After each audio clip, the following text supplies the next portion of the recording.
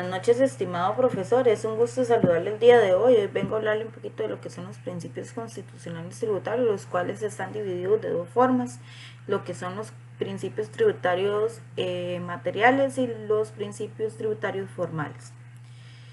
Primeramente le voy a hablar un poquito de lo que es el derecho financiero, ya que es importante entender este término, ¿verdad? Este término nos indica que es una rama del derecho público y este analiza relaciones entre el Estado y administrados.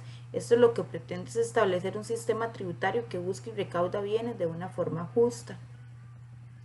También es importante definir lo que es poder tributario como facultad del Estado para exigir o eximir tributos. Cuando mencionamos al Estado hacemos referente a lo que es la Asamblea Legislativa, ya que la Asamblea tiene una facultad absoluta de establecer tributos y de esta misma forma eliminarlos. El principio tributario lo encontramos en la Constitución política, la cual está citado en el artículo número 18. Una notita ahí como rápida que me llamó mucho la atención es cómo los costarricenses debemos observar la Constitución y las leyes para así servir a la patria, defenderla y contribuir con sus gastos públicos. Ahora sí, vamos a hablar un poquito de lo que son los principios materiales, los cuales son 6 principios. Algunos de ellos son los que voy a comentar. Los principios tributarios materiales en Costa Rica recaen en un problema en que los principios materiales tributarios no están expresamente contemplados en la Constitución política. Esto recae en un problema de claridad tanto en la administración tributaria como en la contribuyente, debido a que la norma tributaria es muy técnica y los únicos principios que se pueden encontrar claramente definidos son el principio de reserva de ley y principio de generalidad e igualdad. En la Sala Constitucional de Costa Rica, sustentados en los principios de justicia tributaria que han sido integrados en varios países, se ha dado la labor de interpretar de forma sistemática y tecnológica las diversas normas de constitucionales que establecen un derecho económico y social. Como hemos dicho, solamente se reflejan algunos principios, como lo que es el principio de igualdad.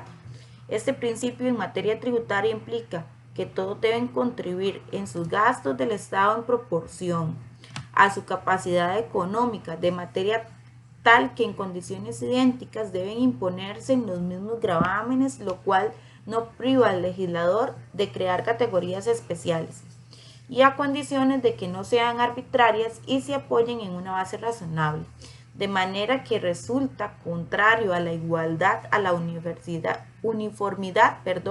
y a la imparcialidad del establecimiento de un impuesto, que no afecta a todas las personas que se encuentren en la misma situación, sino que inciden a una sola persona, a una sola clase de persona, ¿verdad? Van directos a solo única clase de personas, ya que está infringiendo a la obligación inconstitucional y extenderlo a todos los que están en igualdad de supuestos constitucional. El principio de igualdad constitucional genera el principio administrativo de igualdad, que se encuentra en situaciones análogas, excluyendo todo distingo arbitrario y justa contra determinadas personas. Se va como en grupitos, por decirlo así. Se refiere a que es un principio de igualdad, pero de igualdad a las diferentes clases de personas que existen, ¿verdad? No generalizamos a toda la sociedad, por decirlo así. Tenemos el principio de generalidad y de capacidad económica. En Costa Rica el principio de generalidad tributaria no está claramente establecido, sin embargo, encaja en los artículos 18 y 19 de la Constitución Política. El artículo 18, los costarricenses deben observar la Constitución y las leyes para así servir a la patria y defenderla en tanto sus gastos públicos. Y el artículo 19 va referente o detalla los extranjeros que tienen los mismos deberes y derechos individuales sociales que los costarricenses, con las excepciones limitaciones que esta Constitución y las leyes establecen. El principio de generalidad, como bien conceptualizó el profesor Sainz de Bunjada, en 1993 significa que todos los ciudadanos han de concurrir al levantamiento de las cargas públicas, pero solamente deben tributar aquellos que tengan capacidad contribuyente únicamente, ¿verdad? Puesta de manifiesto en la realización de los derechos imponibles, tipificados en la ley.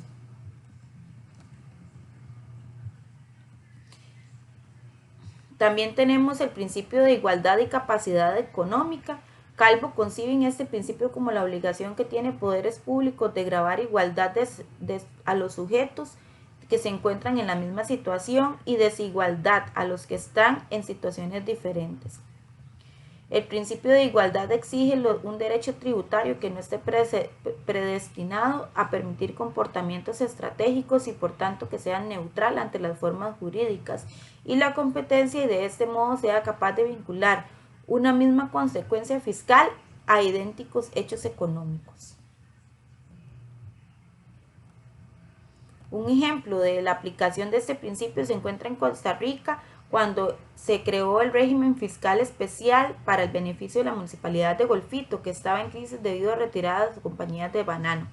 En el año 1995, la Sala Constitucional de Costa Rica, en el voto 321-95, expresa que este régimen constituyente es un medio de solución de los problemas socioeconómicos de la zona deprimida para alcanzar la igualdad, de manera que el propósito de tales programas de la legislación como la que aquí analiza es el de no solo evitar la desigualdad individual versus individuos, sino también la desigualdad entre diversos grupos humanos. También tenemos el principio de capacidad económica progresiva no confiscatoriedad. Tenemos la capacidad económica, se clasifica en capacidad económica no contributiva, que se puede clasificar en dos tipos, absoluta y relativa. La progresividad, que es el principio, es la relación del principio de igualdad y de la capacidad económica. Este principio supone que hay un aumento de base imponible.